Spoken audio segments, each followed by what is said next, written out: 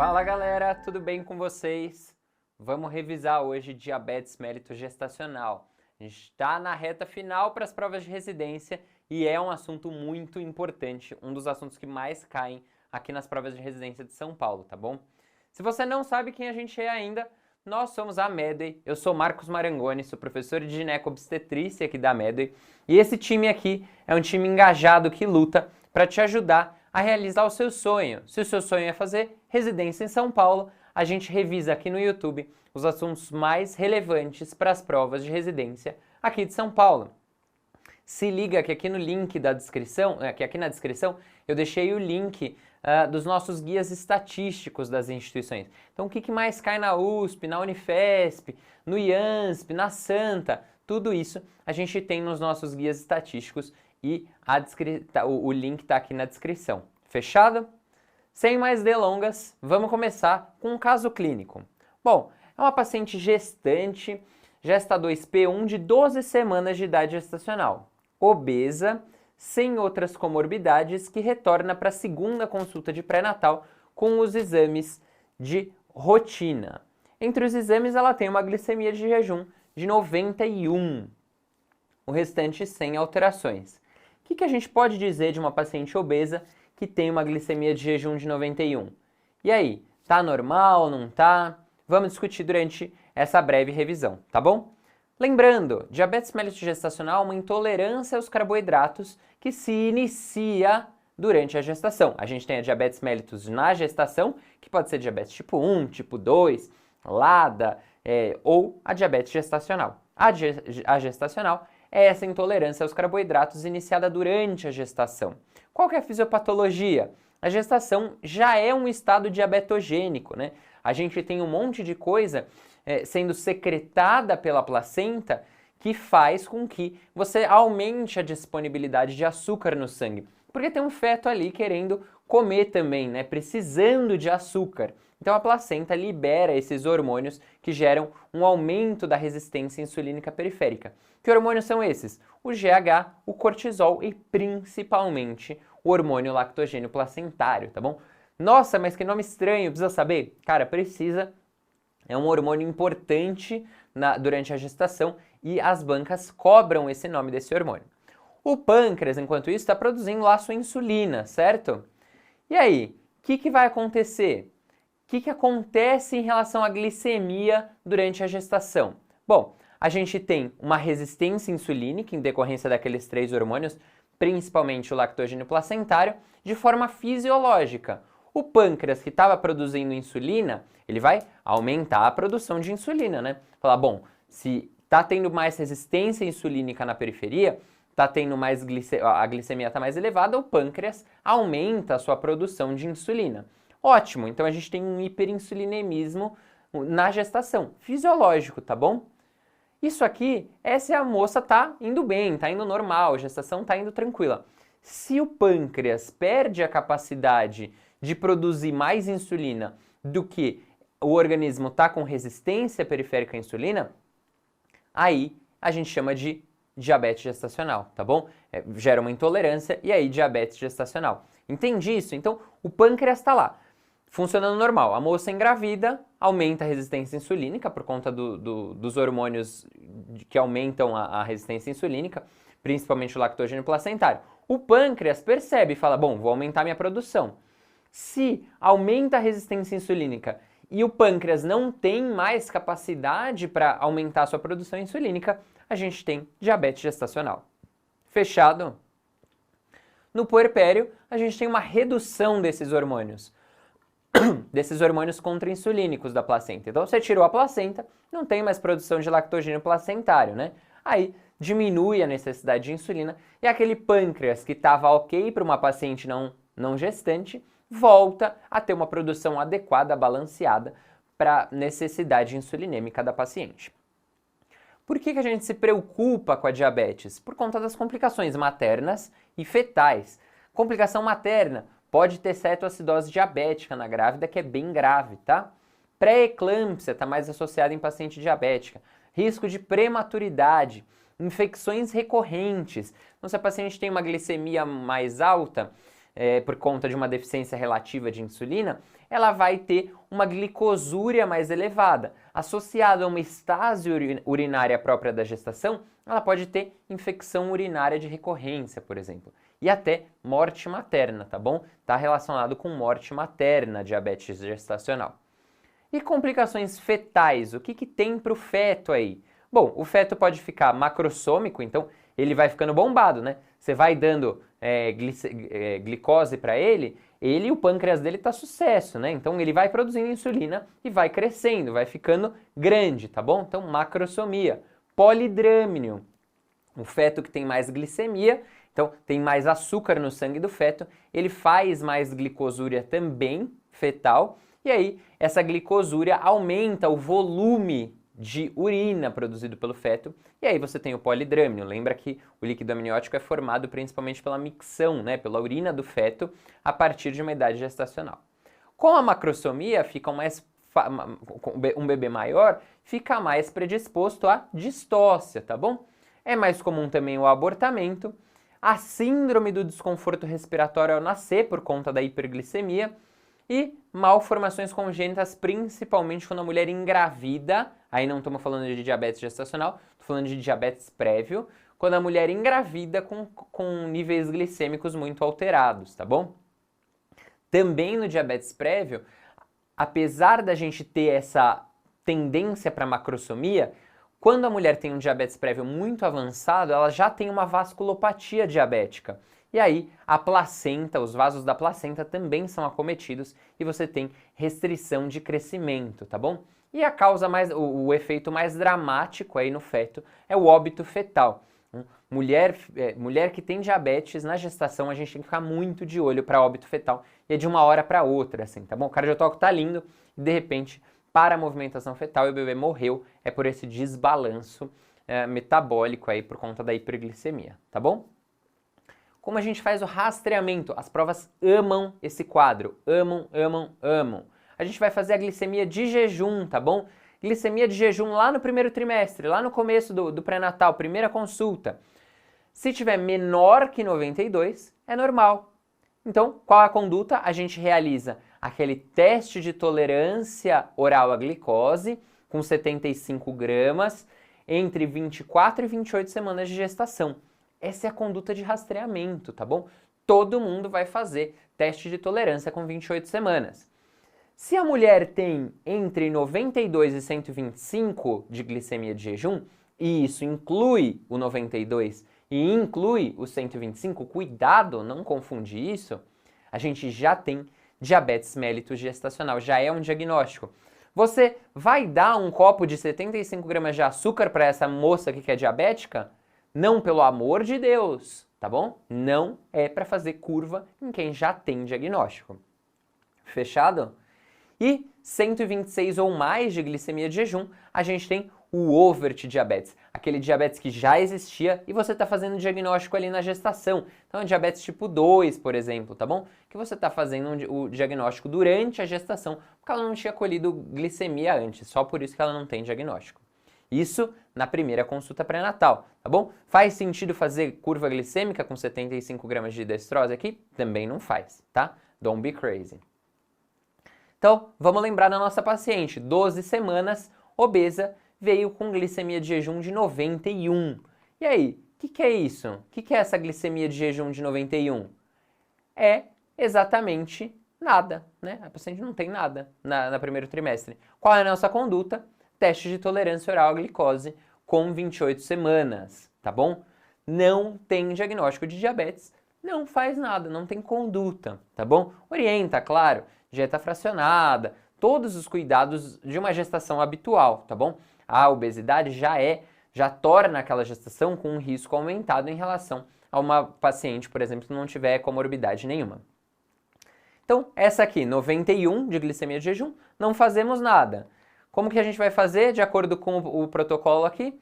Então, menos que 92, 91 é menor que 92, tá normal. Qual a conduta? Realizar o teste de tolerância oral à glicose com 28 semanas. Quando a gente faz esse teste, é assim, ó, a gente avalia o jejum, glicemia de jejum, dá o copo de 75 gramas, dosa a glicemia em 1 hora e dosa depois de 2 horas. E a gente avalia esses valores. Quais são os valores de referência? Foca nesse quadrinho aqui, ó. Esse quadrinho é muito importante. O jejum, antes dela tomar o copo de açúcar, tem que estar abaixo de 92. Se tiver entre 92 e 125, diabetes gestacional. Após 1 hora, medir de novo. Qual que é o valor de referência? 180. Se tiver 180 ou mais, é diabetes gestacional. Depois de 2 horas, qual o valor de referência? 153, entre 153 e 199. Se tiver dentro desse intervalo, qual é o diagnóstico? Diabetes mellitus gestacional. Basta um valor alterado. Se o jejum vier normal, o pós 1 hora vier normal e o pós 2 horas vier 160, é diabetes gestacional. Fechou? Ficou claro isso? Agora, existe uma forma de você diagnosticar diabetes mellitus, não gestacional, mas que a paciente já tem diabetes mellitus. Se você tiver um jejum maior ou igual a 126, ou em 2 horas, se ela tiver maior ou igual a 200 de glicemia, tá bom? Aí você faz diagnóstico de diabetes mellitus, não diabetes mellitus gestacional. Fechado? Esses valores são importantes, 92, 180, 153, tá bom? Grava isso bem na mente.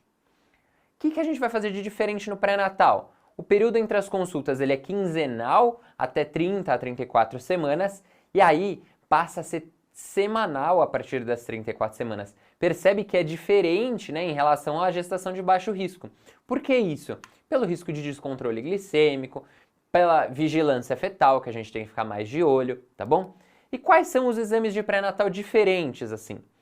Paciente com diabetes mellitus prévio, o paciente já tinha o diagnóstico, já usava, sei lá, metformina, ou você descobriu um overt diabetes, você tem que fazer um ecocardio fetal, porque a hiperglicemia fetal pode levar a malformação principalmente cardíaca, tá bom? Ultrassom mensal a partir das 28 semanas. Lembrar da avaliação do peso e do líquido. Lembra das complicações? Macrosomia e polidrâmino. Vitalidade fetal rigorosa a partir das 32 semanas, com mobilograma, às vezes indicação de cardiotocografia, tá bom? Isso tem que ficar bem controlado. E o controle da mobilidade, da movimentação fetal, o mobilograma, já a partir das 28 semanas. Tá certo? Tudo bem? Urocultura com maior frequência. Isso aqui a gente fala para fazer a cada 4 semanas, mais ou menos, por conta da paciente ter essa glicosúria aumentada, né? A paciente diabética tem mais glicose na urina e ela tem essa estase urinária que pode favorecer as infecções, tá bom? Como a gente trata? Qualquer lugar que vocês forem fazer prova, qual o primeiro passo para o tratamento de uma diabetes, principalmente a diabetes gestacional? Dieta e atividade física, tá bom? Tem que orientar dieta e atividade física. Como que orienta a dieta para diabética? É para fazer low carb? Cetogênica? Não! O controle da dieta nas diabéticas é fração, é fracionar a dieta, pelo menos 6 ou 7 porções por dia. O carboidrato continua sendo a principal fonte energética dessa mulher, de 40% a 55%. Dá preferência para a cadeia complexa, ingestão de bastante fibra, proteína de 15% a 20% e os lipídios de 30% a 40%, tá bom? Então, não é para fazer alterações grandes nessas porcentagens, tudo bem? Atividade física. Paciente que já pratica atividade física, mantém a atividade com as adaptações necessárias, evitar exercício de alto impacto na gestação, tá? A gente tem isso já bem ciente de que não é para fazer exercício de alto impacto. As gestantes sedentárias, a gente orienta a caminhada regular ou equivalente durante uns 20 minutos por dia, tá bom? Se mais que 30% do perfil glicêmico vier alterado, então orientei a dieta e exercício físico. Essa é a primeira conduta. A segunda conduta é controle glicêmico. Se eu tiver 30% ou mais do perfil glicêmico alterado, com dieta e exercício físicos otimizados em 2 semanas, aí a gente começa a pensar em insulinemia, tá bom? Em prescrever insulina. Isso mesmo para paciente que já usava hipoglicemia antioral? Mesmo para paciente que já usava hipoglicemia antioral, tá bom? Como saber se o perfil está alterado? Esses valores também são legais e podem aparecer na sua prova para ajustar a dose de insulina, seja de manhã, na hora do almoço, à noite, tá bom? Então, quais são os limites que a gente considera normal para o perfil glicêmico? Jejum, a gente espera abaixo de 95. Acordou, o destro tem que estar 95, tem que estar abaixo de 95, tá bom? 94 ou menos. 1 hora pós-prandial tem que estar abaixo de 140, para a gente considerar normal. Se tiver pós-café maior que 140, a gente talvez tenha que reorientar a dieta ou a gente tem que entrar com insulina, tá bom? 2 horas pós-prandial, se você for fazer o perfil com 2 horas pós-prandial, você tem o valor abaixo de 120, tá bom? Dependendo da escola, vai gostar mais de 1 hora ou 2 horas pós-prandial, mas a banca vai te dar essa informação, se foi com 1 ou 2 horas no enunciado da questão, tá bom? Pessoal, quais são outras indicações para uso de insulina? Mulher que já fazia uso de insulina previamente, diabética tipo 2, quando você tem o hipoglicemia antioral, faz essas adaptações e a mulher não melhora depois das adaptações de dieta e exercício físico, aí tem indicação de insulina, tá bom? E também uma indicação exclusiva do Ministério da Saúde, que é gestantes diabéticas com feto que você mede a circunferência abdominal entre 28 e 32 semanas e tá num percentil acima de 75, tá bom? Então, essa é uma indicação exclusiva do Ministério da Saúde, cuidado, tá bom? Mas essas são outras indicações de insulinemia, de introdução insulinêmica, tá bom? Como a gente calcula a dose inicial da insulina, a gente sempre começa no SUS com a NPH de meio a 0,9 unidades por quilo, tá bom? Sendo que a gente dá principalmente a maior dose pela manhã, tá bom? Geralmente a gente começa, talvez, se precisar, começa com 5 unidades, 5 unidades de NPH cedo, né? E assim por diante. A NPH ou a de longa duração, tá bom? Então, sempre a gente dá prioridade para a administração de manhã da insulina de longa. A gente pode fazer doses menores no almoço e ao se deitar, pode fazer esse fracionamento da insulina e, caso necessário, introduzir nas refeições, então se é o pós-jantar, por exemplo, só que está ficando muito ruim, a gente pode introduzir a regular, que é a rápida, ou as ultra rápidas, né? A Lispro e a Aspart, vocês estudam super bem lá na clínica médica. Hipoglicemia antioral, pode usar? É contraindicado pelo Ministério da Saúde ainda na gestação, mas a galera já está usando, tá bom? Vários livros já orientam o uso de metformina e glibenclamida durante a gestação. Qual é a indicação da metformina? Quais são as indicações? Dificuldade de aplicação ou falta de acesso à insulina. Então, se a paciente mora num lugar que ela não vai ter acesso à insulina, ou se você está usando uma dose cavalar de insulina, né? Você está usando mais de 100 unidades por dia de insulina, sem uma resposta adequada, você dá a metformina para tentar sensibilizar, aumentar a sensibilidade à insulina, tá bom? O parto, quando que a gente vai indicar o parto? Se você tiver um controle adequado e um peso fetal estimado menor que 4 quilos, a gente faz um acompanhamento até 39, 40 semanas, tá bom? Dá para levar numa boa. Se o controle for insatisfatório, aí a gente vai resolver entre 37 e 40 semanas, tá bom? Já com 37 já tem que resolver, se você não está conseguindo controlar bem. Porque no final da gestação, esse descontrole metabólico do feto fica mais grave e a chance de óbito fetal aumenta, tá bom? Peso fetal estimado. Se o peso fetal estimado estiver acima de 4.000 gramas, acima de 4 quilos, é parto independente da idade gestacional. Mas Marcão, ela tem 34 semanas e está com feto de 4,1 kg, estimado pelo ultrassom. Resolução, tá bom? Não importa se é prematuro, tem que resolver. Porque fetos muito grandes têm um descontrole metabólico muito intenso. Qual a via obstétrica? A via de parto, já dei a resposta, é obstétrica, tá bom? Diabetes não indica cesárea. Quem indica cesárea? Macrosomia. Tem protocolo que fala acima de 4,5 kg, tem protocolo que fala acima de 4 quilos. Fechado? Fizemos uma revisão aqui desde rastreamento, complicações da diabetes, tratamento, Leva isso para sua prova, isso vai te ajudar, tá bom?